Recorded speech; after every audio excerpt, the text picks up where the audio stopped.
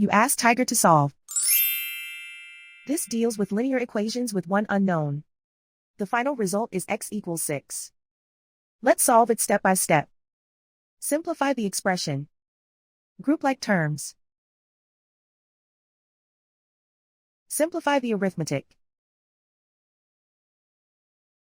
Group all constants on the right side of the equation. Subtract 12 from both sides. Simplify the arithmetic.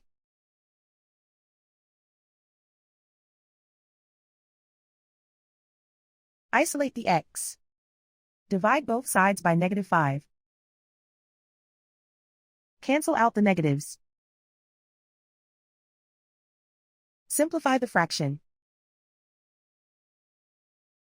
Cancel out the negatives. Find the greatest common factor of the numerator and denominator. Factor out and cancel the greatest common factor. And so the final result is x equals 6.